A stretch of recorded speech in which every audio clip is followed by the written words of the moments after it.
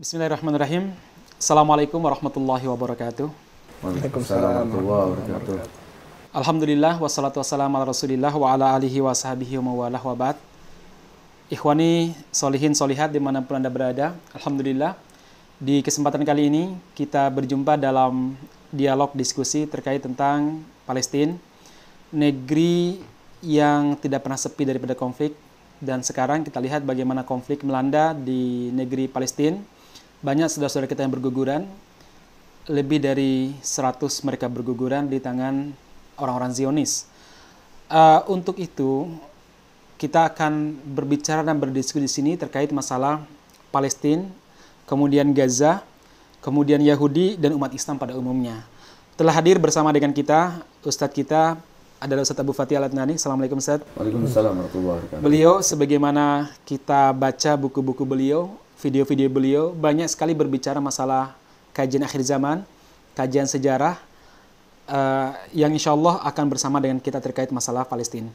Yang kedua bersama dengan kita, Ustadz muda kita, Ustadz Faiz Barazah. Assalamualaikum Ustadz. Assalamualaikum. Ya, beliau ini adalah salah satu tim dari Sahabat Al-Aqsa yang sudah lama konsen untuk membantu saudara-saudara kita di Palestina. Malam ini Alhamdulillah beliau bersama dengan kita juga. Dan insya Allah kita akan bagi kajian kita dalam dua kajian. Kajian pertama terkait masalah asal muasal Al-Aqsa, maksudnya bagaimana pandangan tiga agama terhadap Al-Aqsa. Kemudian seberapa kepentingan kita membicarakan Al-Aqsa sebagai umat Islam. Kemudian apa hubungannya Indonesia dengan Palestina atau Al-Aqsa begitu ya. Kemudian kajian kedua nanti terkait tentang konflik kekinian dan bagaimana masa depan antara harapan dan kekhawatiran kita terhadap masa depan Palestina. Baik, saya akan mulai dulu dari Ustadz Faiz ya. Saya ingin tanya Ustadz, Al-Aqsa ataupun kita kenal dengan Masjid Al-Aqsa. Orang-orang Indonesia tahunya Masjid Al-Aqsa itu adalah satu bangunan yang terdiri dari ada ya mimbarnya, kemudian ada tempat khutbahnya, ada mihrabnya, ada tempat sholatnya. Bagi orang Indonesia ya masjid itu seperti itu. Apalagi ada gambar yang berseliweran di WA ataupun di sosmed bahwa yang Kuba ini bukan Masjid Al-Aqsa, yang Kuba ini adalah Al-Aqsa. Sebenarnya Al-Aqsa itu apa Ustaz? Baik, bismillahirrahmanirrahim. Alhamdulillah wassalatu wassalamu ala Rasulillah wa ba'd. Masjidil Aqsa ya, itu sebetulnya adalah seperti yang Anda sampaikan, ada yang menganggap ini Kubah Sokhra, karena memang Kubah Sokhra ini sebagai ikon karena mungkin dia indah di foto, atau kemudian dia tinggi besar di foto dari jauh maupun dari dekat itu indah. Betul. Sehingga banyak foto Masjidil Aqsa itu yang muncul adalah Kubah Sokhra. Mungkin sebagian orang meyakini ini adalah Kubah Sokhra, ini adalah Masjidil Aqsa. Sebagian ingin meluruskan, ada namanya Jami' Qibli. Jami' Qibli itu musola Qibli, ya, tempat sholatnya. Kemudian dia bilang ini Masjidil Aqsa, yang ini bukan. Sebetulnya Masjidil Aqsa itu adalah sebuah komplek ya, seluas 14 hektar. Luas banget Ustaz ya? Ya, seluas 14 hektar ya, yang disitulah yang ada di dalam 14 hektar itu adalah disebut Masjidil Aqsa. Ya. Orang-orang menyebutnya Haram Al-Aqsa. Ya. Haram Al-Aqsa. Nah, Masjidil Aqsa sendiri sebagaimana disebutkan dalam hadits Abu Dzar, itu adalah masjid kedua yang dibangun di muka bumi. Nabi SAW ditanya, "Ayy masjidin wudi'a fil ardi awwala?" Masjid mana yang dibangun di muka bumi yang paling pertama? Ya, itu adalah Nabi Muhammad SAW menjawab, Masjidil Haram. Kemudian apa? Kemudian Masjid Al-Aqsa di Elia, di Baitul Maqdis, di kota Al-Quds sekarang nyebutnya. Kemudian kan bainahuma, berapa jarak pembangunannya? Nabi SAW menjawab 40 tahun. 40 tahun. Sehingga sebagaimana sudah ada perbedaan pendapat Ustaz ya. Masjidil Haram ini yang membangun apakah Nabi Adam ataukah malaikat?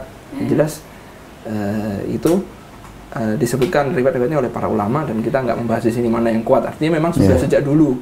Sudah ada. Masjid Al-Aqsa pun juga apakah yang bangun Nabi Adam ataukah yang membangun asas-asasnya malaikat? Itu juga ada perbedaan pendapat di kalangan para ulama. Al-Muhim, ya sejak itulah ditetapkan tempatnya, itu adalah Masjidil Aqsa seluas 14 hektar. Nah, adapun kalau kita lihat video, ada yang terakhir di tembak-tembakan, ada apa? Serangan-serangan dari Yahudi, kemudian kita lihat ada tempatnya, ada karpetnya. Ya, itulah musola Qibli. tempat sholat ya, yang dibangun setelah dibuka oleh Umar bin Khattab. Tadinya bangunan itu nggak ada semuanya. Ya, setelah di penjajahan Romawi itu nggak ada, ya, nggak ada bangunan itu. Kemudian bahkan oleh orang Nasoro digunakan sebagai tempat pembuangan sampah, sehingga musola kibli tadi ya. Ya. Al-Aqsa secara umum tidak mendapatkan perhatian oleh orang-orang Nasoro. Oh gitu ya. Nah, setelah Umar bin Khattab masuk, beliau membersihkan tempat itu yang dipakai sholat itu, sampah dibersihkan. Kemudian beliau sholat di situ. Kan dibangunlah jami atau musola kibli, tempat sholat. Yang sekarang disebutnya musola kibli, yang kubahnya warnanya abu-abu kebiruan. Abu kebiruan. Nah, kemudian setelah itu di masa kekhilafahan Bani Umayyah, saya lupa tepatnya di era Abdul Malik ibn Marwan atau sebelumnya, nah, dibangunlah Kubah Sokhro ini. Kubah Sokhro ini yang sekarang terlihat indah itu adalah dibangun oleh era Bani Umayyah yang tentu sudah mengalami perbaikan-perbaikan, pemugaran di era Sultan Sulaiman Al-Qanuni juga namanya mengalami pemugaran dan dilapiskan emas dan lain sebagainya. Siap. Jadi ternyata teman-teman sekalian, hari ini kita perlu meluruskan ternyata Al-Aqsa ataupun Al-Ardul Muqaddasah, Ustaz ya, samakah? Al-Ardul Muqaddas itu lebih umum, Ustaz. Lebih umum. Lebih umum dari Al-Ardul Muqaddas itu Baitul Maqdis, ya. Tanah. Kalau kita analogikan dengan Masjidil Haram, ya, ada Masjidil Haram, ada tanah haram. Ya, kalau Masjid Nabawi ada tanah haram Nabawi. Haram Madinah. Haram Madinah itu lebih luas dari Masjid Nabawi. Ya, karena ada masjidnya di sini, tanahnya luas di sekeliling kota itu. Nah, juga ada kota Baitul Maqdis. Kota Baitul Maqdis itu kota haram. Baik. Tanah suci. Al-Ardul Muqaddasah yang disebutkan dalam Al-Maidah itu yang mana, Ustaz? Al-Ardul Muqaddasah itu kota Baitul Maqdis secara umum. Bukan Masjidil Aqsa. Dalamnya ada Masjidil Aqsa. Di dalamnya ada Masjidil Aqsa.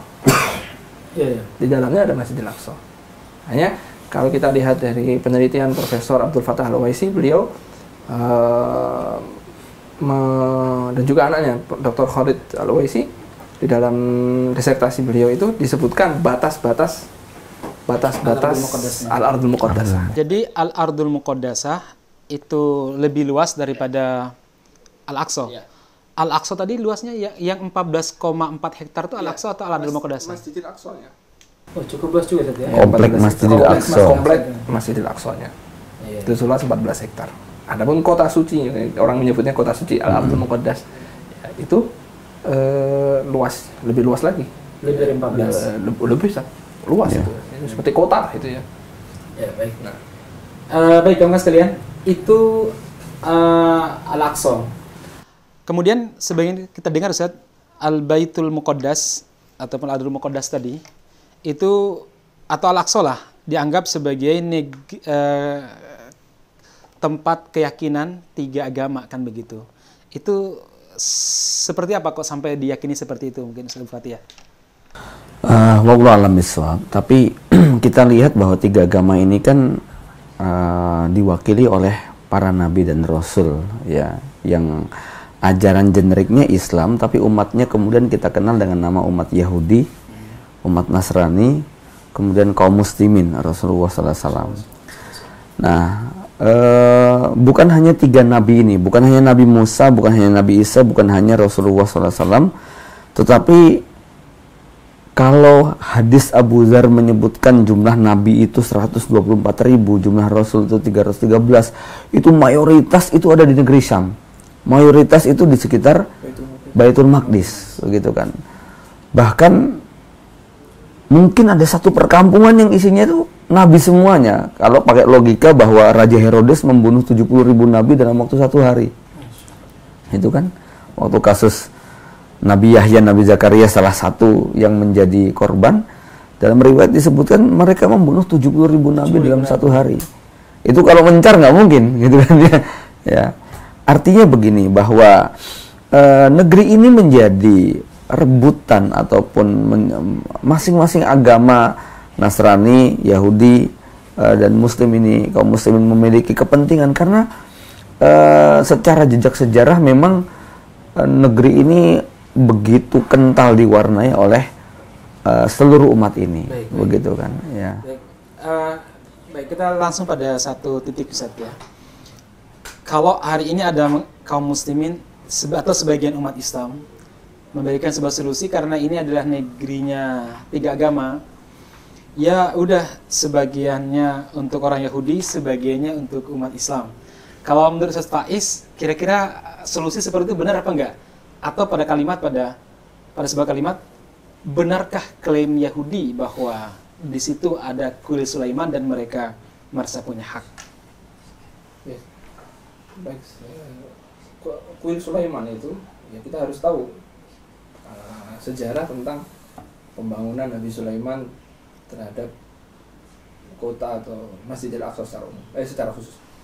Bahwa memang kita sudah sebutkan tadi bangunan itu sudah ada dulunya dari imam dibangun oleh malaikat atau Nabi Adam. Al-Muhim sebelum Nabi Sulaiman jauh itu memang sudah ada bangunan Masjidil Aqsa. Iya. Kan di dalam teks-teks Taurat disebutkan Nabi Ibrahim, Allah alam kebenarannya, Nabi Ibrahim datang ke Baitul Maqdis, kemudian bertemu dengan raja Malik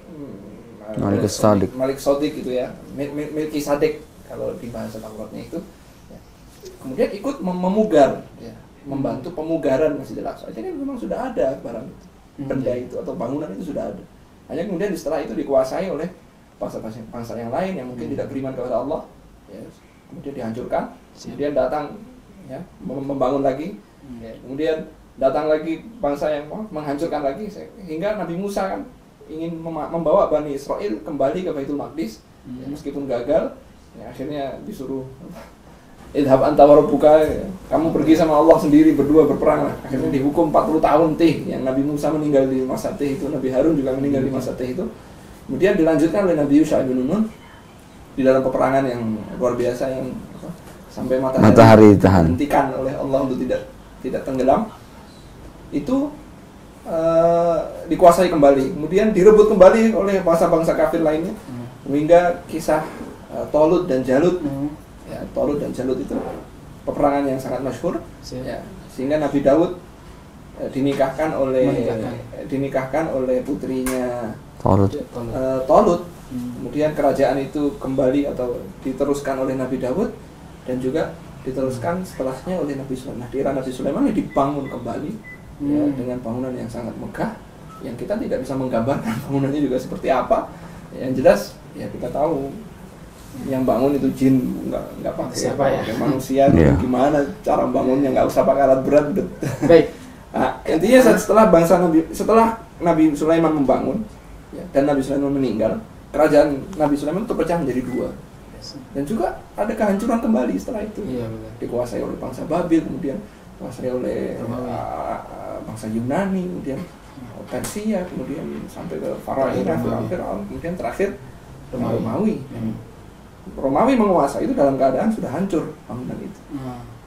Sudah tidak berbentuk. Bahkan tadi kita sebutkan sudah jadi tempat pembuangan sampah yang tidak diperhatikan lagi oleh penduduk. Baik, penduduk Baitul Maqdis itu sendiri yang mayoritas saat itu adalah orang-orang Nasrani. Baik. Jadi klaim itu enggak benar. Enggak berdasar gitu ya. Enggak berdasar. Bahwa ada tembok yang dianggap satu, bahwa Nabi Sulaiman ini adalah nabi yang umat Islam. Betul. Iya. Bahwa orang-orang Yahudi tidak beriman dengan Nabi Muhammad SAW, itu dia sudah dianggap tidak beriman dengan Nabi Sulaiman. Yang pertama. Ya, barang siapa mengingkari satu nabi itu seperti mengingkari semua nabi. Dan Nabi Sulaiman sudah diambil perjanjian oleh Allah, kalau muncul Nabi Muhammad kamu beriman nggak beriman. Nah, itu yang kedua memang sudah dihancurkan dan dibangun kembali oleh umat Islam setelahnya. Baik. Kembali ke Ustaz Bukhatia. Ustaz, sekarang kita di Indonesia nih, sebenarnya seberapa jauh sih perhatian Islam terhadap Masjid Aqsa, sehingga kita perlu membicarakan ini dan perlu kita besarkan dan perlu kita gaungkan di mana-mana. Iya.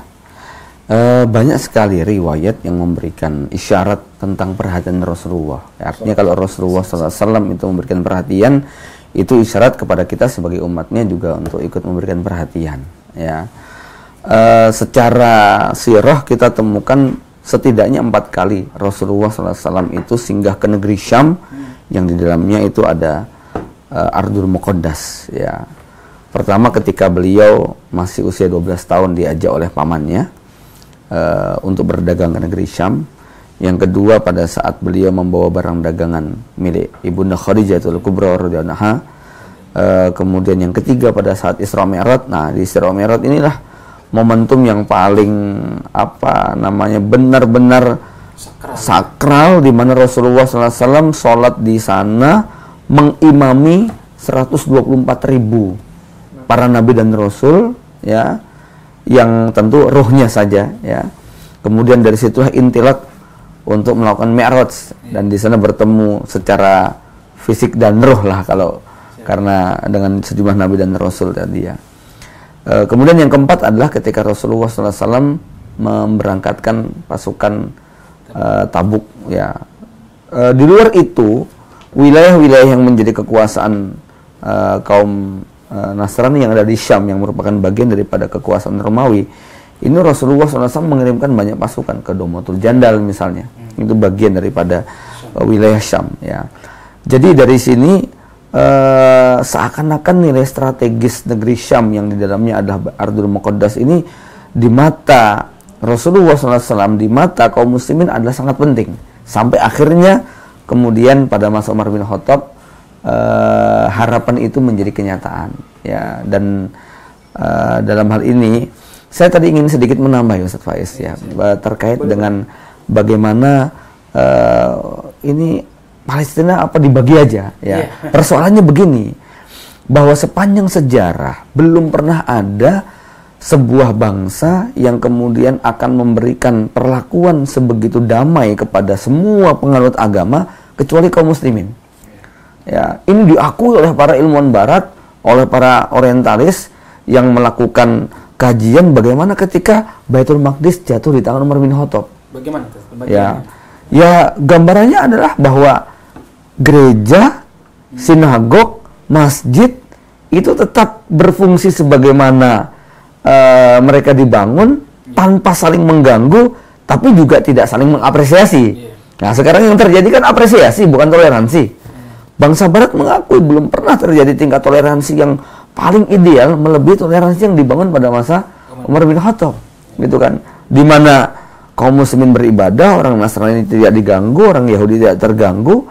Nah, kalau kemudian negeri ini tidak dipegang oleh kaum muslimin, tidak pernah ada ceritanya kemudian perdamaian, toleransi itu terwujud. Dan dalam sejarah belum ada cerita. Belum pernah ada ceritanya. Bagaimana Umar membagi. Semacam itu. Ya. Maka kalau kemudian pertanyaannya tadi apa dibagi-bagi saja, pertanyaannya siapa yang punya kuasa membagi tadi? Kalau yang bagi-bagi mereka, tidak akan pernah terjadi yang namanya toleransi, kedamaian dan sebagainya. Tapi kalau itu berada di bawah penguasaan kaum muslimin, cerita bagaimana Yahudi sekian puluh tahun yang silam datang sebagai orang-orang nggak punya, lalu diperlakukan sebagai manusia, ya, itu fakta, gitu kan. Tapi hari ini yang terjadi kan sebaliknya. Makanya pertanyaannya bukan bagus kalau dibagi tiga begini, ya. Pertanyaannya siapa yang punya kuasa untuk membagi tadi? Kalau yang punya kuasa adalah orang Yahudi, yang mereka menentukan batasannya dan sebagainya, maka sejarah sudah mencatat. Sejarah sudah mencatat mereka kerjaannya kayak begitu, gitu. Gini Faiz, kalau tadi kita bilang bahwa ini dibagi nggak layak, ya. Pertanyaan yang paling sedikit mendalam, Yahudi ini diusir atau diajak damai, Ustaz? Gini Ustaz, ini ketika Umar bin Khattab radhiyallahu anhu membuka Baitul Maqdis, itu bukan pertanyaannya Yahudi diusir atau diajak damai. Ya. Kita kalau baca Uqdah Umariyah yang sangat terkenal, ya. Siapa yang pokoknya Romawi, intinya Romawi keluar dari sini. Siapa yang bangsa Romawi yang keluar dari sini dia aman. Ya. Gereja-gereja tidak boleh dihancurkan, salib-salibnya tidak boleh dirusak. Namanya sinagog atau biak, ya. Biaknya itu apa namanya? Sinagog, tempat ibadah Yahudi tidak boleh dihancurkan. Ya. Dan kalau kita melihat keadaan sekarang dengan pertanyaan ini, Yahudi ini enaknya diapain? Itu seakan-akan kita menganggap bahwa kejadian ini sebagai permulaan dari sehingga kita mengatakan ini enaknya gimana nih, bangsa sudah perang tanpa kita melihat background kenapa mereka sampai Iya, perang iya. begini kan. Oke, kalau itu pertanyaan gini, Ustaz, sebelum itu. Yahudi masuk ke Palestina dengan cara apa, Ustaz? Nah, ini ada dua hal, Ustaz. Yang pertama, Yahudi memang penduduk di sana asli. Iya. Yahudi memang asli penduduk di sana sejak dulu. Yang kedua adalah Yahudi yang dieksoduskan. Jadi memang disuruh datang. Jadi Yahudi ini diaspora sebelumnya di mana-mana, di Iya. Eropa, di Arab, di Turki, di Yaman. Yaman memang ada suku asli, memang sudah tua ya, memang sejak zaman Abraham, zaman Ashabul Ukhdud, Iya. ya sampai Iya. sekarang pun masih ada kota. Itu pun mereka sudah eksodus ke Israel, atau negara Israel yang dibangun. Mereka meninggalkan Yaman. Meninggalkan Yaman dengan biaya Allah alam, memang isu tapi saya belum bisa memastikan dengan data, dibiayai oleh kedutaan besar Amerika untuk mereka eksodus pergi ke Israel. Jadi ada memang Yahudi yang memang tinggal di situ sudah puluhan tahun, ratusan tahun, beranak pinak di situ. Ya. Ada yang memang dieksoduskan. Nah, kapan mulai eksodus besar-besaran? Itu ketika Turki Utsmani melemah di Perang Dunia Pertama. Iya. Ya. Jadi tahun 1915-16 itu Inggris sudah menangkap isyarat kelemahan Turki Utsmani sehingga dia memprovokasi bangsa Arab untuk melepas dari Turki Utsmani. Di antaranya Syarif Makkah dan sebagainya. Nah, setelah mereka bersepakat untuk semakin melemahkan Turki Utsmani, ya ini kita bicara politik zaman dulu, berarti kita menganggap negara itu sekarang adalah yang buruk ya. Mereka itu umat yang sudah lalu lah. Ya. Nah, setelah upaya itu ada perjanjian namanya Sykes-Picot tahun 1916, di mana di perjanjian itu ada 3 negara besar yang ikut, yaitu Rusia, Prancis, dan Inggris. Nah, di mana isi perjanjian itu adalah membagi negara-negara yang akan dianggap lepas dari kekuasaan Khilafah Utsmani, dan itu dibagi-bagi. Nah, Inggris ya diberikan apa? Yordania dan Palestina. Inggris. Ya. Yang sebelum pembagian itu ada namanya deklarasi Balfour, di mana itu sebuah kesepakatan antara Yahudi dan pemerintah Inggris, kerajaan Inggris, bahwa pemerintah Inggris akan mendirikan untuk Yahudi sebuah negara di Palestina. Dengan imbalan ya, diaspora Yahudi ini memberikan kekuatan ekonomi kepada Inggris ya, tentu mereka sangat membutuhkan untuk Perang Dunia I. Betul. Yeah. Nah, akhirnya ketika Inggris mendapatkan mandat, ya, istilahnya Mandaroti of Palestine, disebutnya mandat Palestina, ya, Inggris memandatkan mereka memandatkan Palestina dan Yordan ini kepada kerajaan Inggris. Nah, mulai itulah 1917 secara resmi Inggris menguasai Baitul Maqdis, menguasai Palestina secara umum. Ya. Nah, mulai 1917 mulai ada eksodus dari berbagai negara. Itu fase ya, memang Inggris menguasai ya dari 1917 sampai 48. Nah, dari 1917 sampai 48 ini ada eksodus besar-besaran. Iya. Ya, eksodusnya besar-besaran, Iya. ratusan ribu. Dari 40.000 menjadi 600.000 dalam waktu itu. Itu fase sampai 48. Itu setelahnya masih banyak lagi. Nah, di fase itu memang banyak perlawanan. Karena memang dari rakyat Palestina. Karena mereka bukan cuma eksodus, tapi dia hijrah ke sana, membentuk laskar. Saya ingat laskar pertama namanya Haganah seperti ya, kalau kita nyebutnya laskar, tapi dipersenjatai oleh Inggris. Dia ini mulai merebut desa-desa, jadi bukan rumahnya, jadi desa ini mereka serang, mereka rebut. Ya. Nanti mereka menghancurkan, ada buku yang berisi foto-foto sejak dari mulai 1917 sampai sebelum berdirinya negara yang disebut Israel itu, apa yang dilakukan oleh orang-orang Yahudi kepada rumah-rumah orang Islam. Jadi masukin dinamit, boom, ada foto-fotonya itu semua. Jadi mereka melakukan kalau bahasa Arabnya tathir irqi atau genocide sebuah kampung, supaya apa? Mereka pergi dari kampung tersebut atau mati di situ. Ya, ketika pergi, remisi. Mereka ambil ini untuk dibangun pemukiman ilegal. Baik. Itu terjadi sampai sebelum kemerdekaan. Sampai kemerdekaan. Enggak ada kemerdekaan. Enggak ada kemerdekaan. Proklamasi maksudnya. Ya. Deklarasi berdiri. Deklarasi berdiri ya. Deklarasi. Nah, sebelum deklarasi itu ada upaya dari Amerika Serikat tahun seingat saya 1945. Nah, di situ mulai ada solusi namanya solusi dua negara. Udahlah, dibuat dua negara saja. Jadi udahlah, negara dibuat dua negara, ya dibangun negara Yahudi dan negara Palestina. Nah, Baitul Maqdis gimana nih, Baitul Maqdis atau Masjidil Aqsa gimana? Masjidil Aqsa tidak dikuasai Yahudi, tidak dikuasai umat Islam. Di bawah kontrol PBB. Di bawah kontrol PBB. Tapi masyarakat menolak itu. Kok bisa ente masuk ke rumah saya kok? Tiba-tiba dibagi. Ente masuk ke rumah saya ribut. Tiba-tiba ente orang ketiga nengahnya udah rumahnya dibagi dua aja. Kok enak? Iya. Nah, terus begitu sampai diumumkan 1948 bulan Mei 1948 berdirinya resmi negara Israel. Nah, pengumuman ini disambut oleh perang, Yordania, Mesir. Perang Arab itu bukan?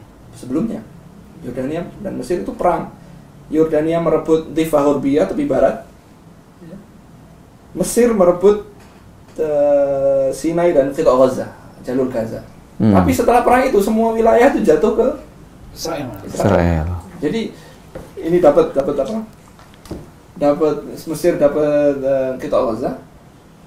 Kemudian Yordan dapat tepi barat. Ibaratnya terselamatkan itulah. Nah, dari sini berangkat perjuangan-perjuangan ya dari tepi barat dengan jalur Gaza itu saja. Ya, itu. Sampai itu perang 1967, perang Arab yang 4 negara yang. Ya. Baik. Tadi sudah kita lihat saja ternyata masuknya mereka dengan cara istilah intrik-intrik penipuan yang luar biasa ya.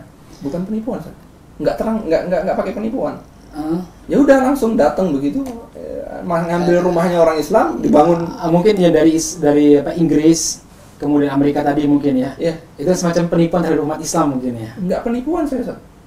Itu enggak saya anggap penipuan. Merampas ya. Itu merampas. Perampokan. Itu perampokan. Baik. Yahudi masuk ke tanah orang Islam dengan cara apa? Dia tinggal di situ, kalau mereka membeli tanah, oke. Saya beli tanahnya, saya jual. Tapi ini rumahnya dibom.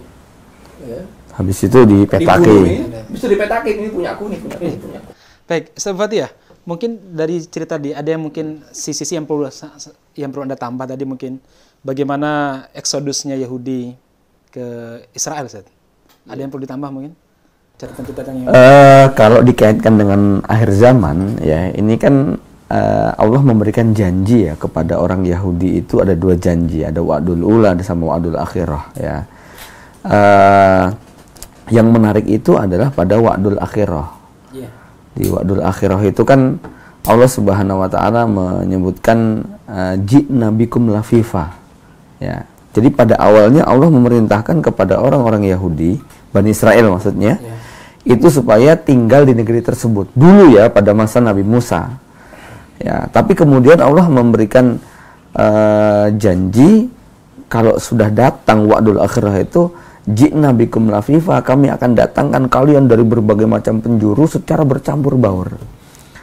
Ini adalah sebuah isyarat bahwa memang orang Yahudi ketika tadi mengalami diaspora, ya, kemudian akan tiba masanya mereka nanti akan kumpul lagi, balik lagi ke negeri Palestina ini. Tapi sebetulnya ini justru menjadi janji wa'dul akhirah yang menjadikan isyarat kehancuran, dan mereka sangat menyadari sekali mereka ya kitab-kitab Taurat mereka terutama di Yeremia sama Yehezkiel itu kalau kita baca banyak sekali ayat-ayat yang menggambarkan bahwa ini waktunya panen, pengetaman mereka akan digiling sebagaimana anggur digiling gitu kalau bahasa-bahasa Tauratnya semacam itu gitu kan ya.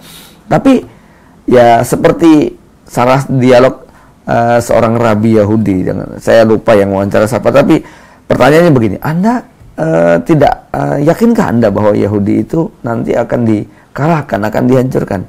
Yo kami yakin, tapi yo nggak secepat inilah ya, kalau bisa ditunda dulu lah begitu ya. Jadi mereka sangat meyakini sekali. Maka banyak komentar-komentar dari mereka itu yang menggambarkan begini.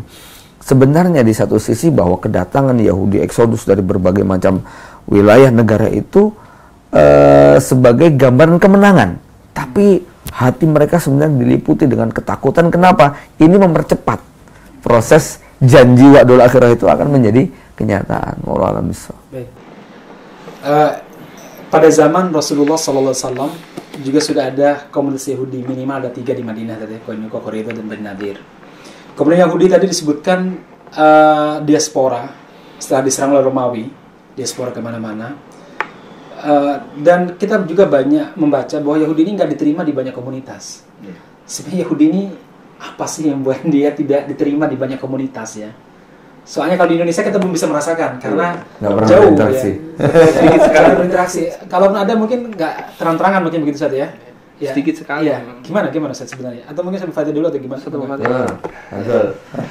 Kenapa mereka sampai diusir, sampai ada gerakan antisemit di Jerman ya? Iya. Karena Yahudi juga ya. Gimana Ustaz?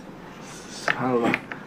Kalau kita lihat ayat-ayat Al-Qur'an yang berkisah tentang orang-orang Yahudi ini, kita akan tahu kenapa mereka itu diperlakukan sampai Allah apa?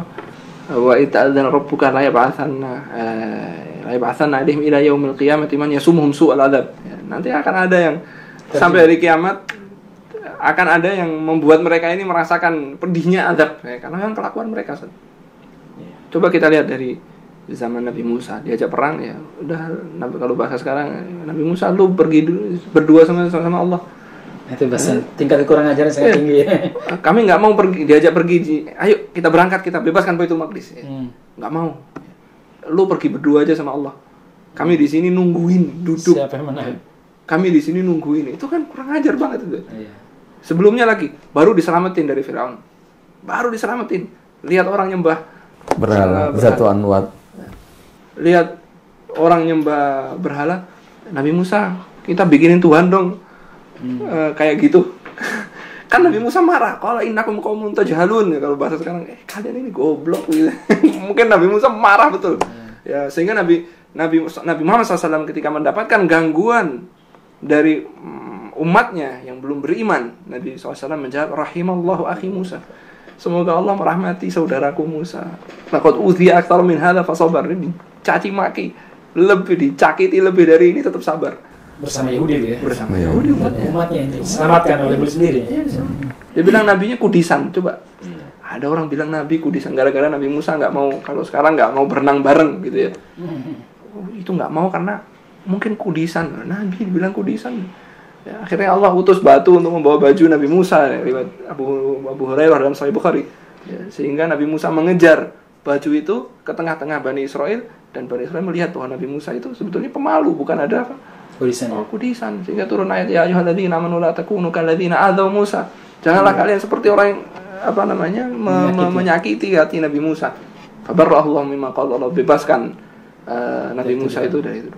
Nah, kemudian belum di zaman-zaman setelahnya ada Nabi. Kalau pada zaman Nabi Muhammad misalnya sampai diusir, mereka ini gimana sebetulnya karakternya? Ya, kalau kita lihat ekstrimnya itu Bani Quraidah.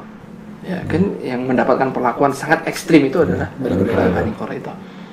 Kita sudah mengerti semua bahwa Nabi SAW sudah memberikan, karena beliau datang, ya, dan langsung karena kita sulit menjelaskan mujtama' qabali, ya, masyarakat kabilah itu.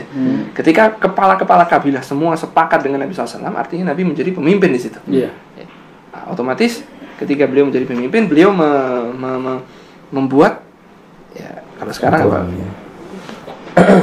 Perjanjian Madinah atau piagam Madinah. Kalau kita lihat isinya di situ, orang Yahudi, ya, saling tolong menolong. Artinya kalau ada musuh orang Islam menyerang, maka Yahudi membela.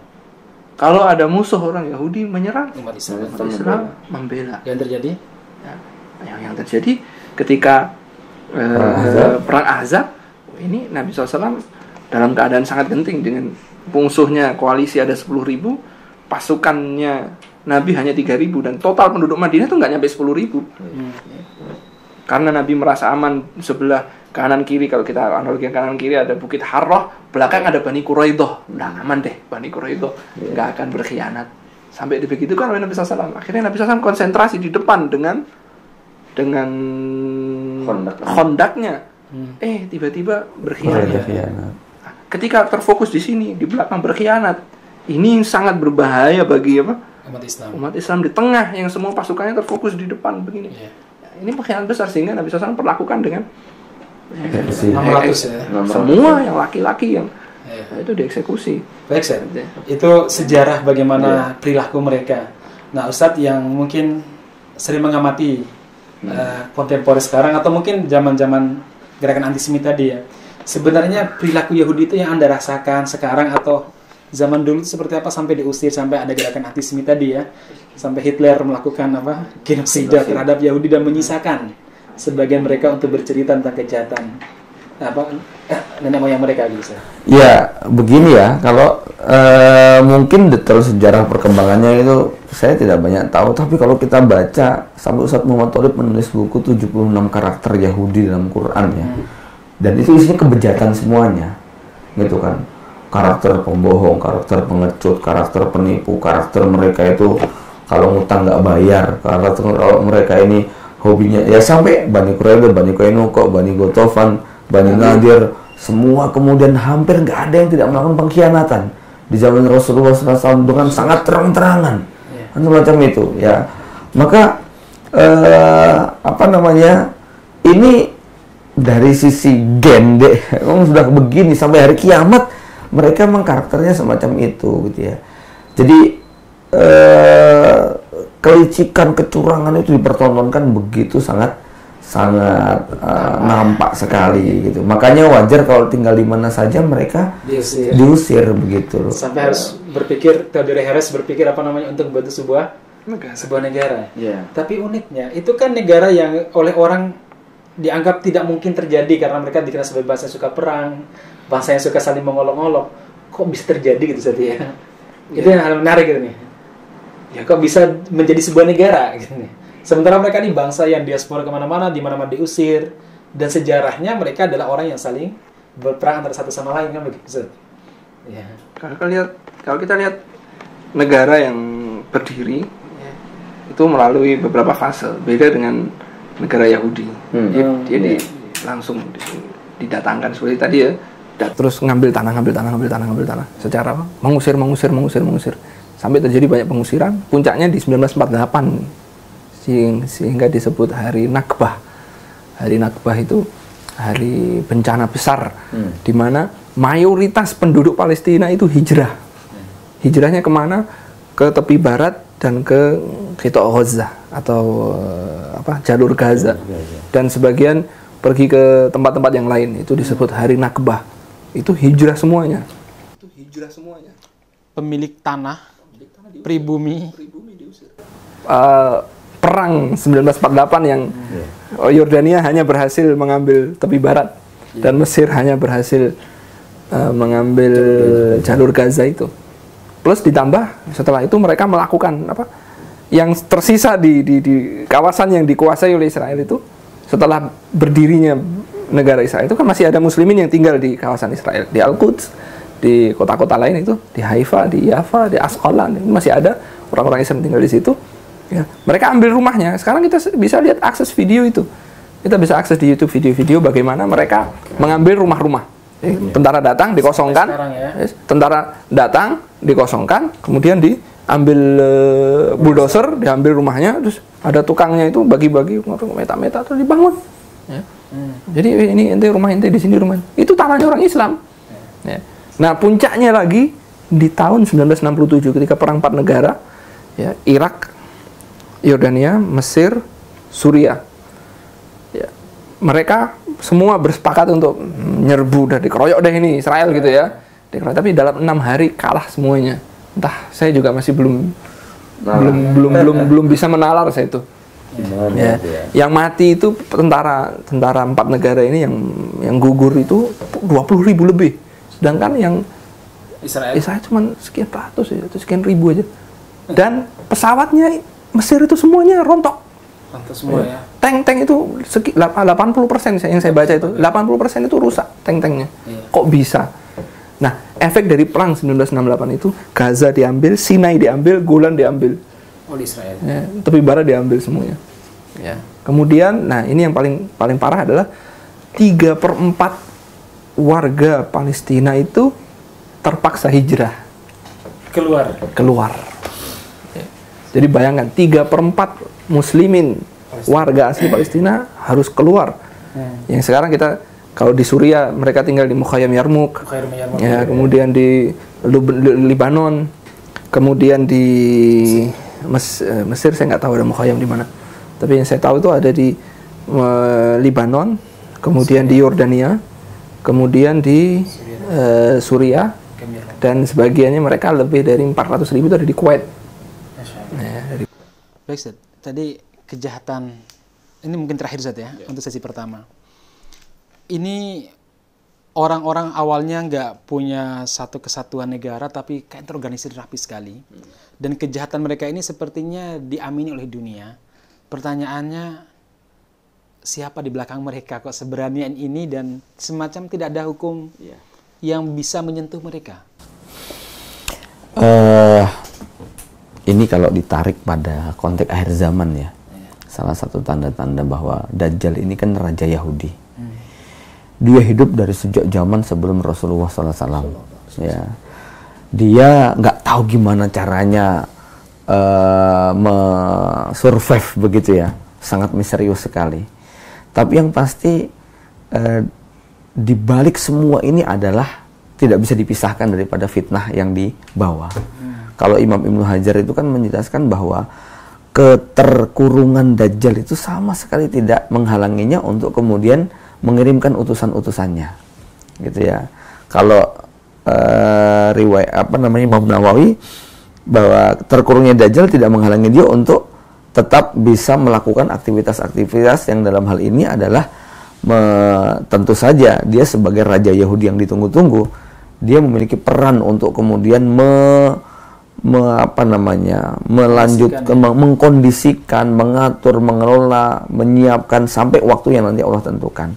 Jadi banyak sekali perkara-perkara yang kalau kita lihat pada konteks Yahudi ini sulit untuk dinalar. Iya. Karena memang ini perkara yang di luar Khawarij kalau ada semuanya, gimana ya? Kita lihat berdirinya negara di luar kebiasaan. Ya itu kalau saya masih menangkap itu sesuatu yang masih kelihatan ya. Tetapi hal-hal yang sangat misterius, kan banyak sekali perkara-perkara misterius yang tidak bisa diungkap ya.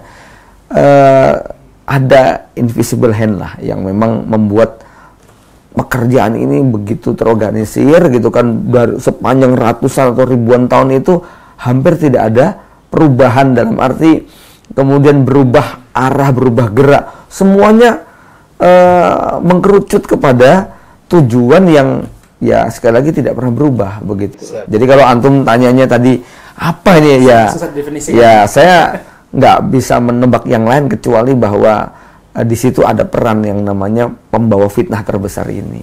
Gitu. Cuman kita nggak bisa narasikan seperti apa hakikatnya begitu. Menurut saya untuk sesi ini cukup dan sangat sudah jelas dari mana Yahudi, bagaimana dia masuk dan seperti apa karakter mereka. Ya baik. Demikian teman-teman sekalian, barakallahu fikum ajma'in. Kita akhiri. Assalamualaikum warahmatullahi wabarakatuh. Waalaikumsalam warahmatullahi wabarakatuh.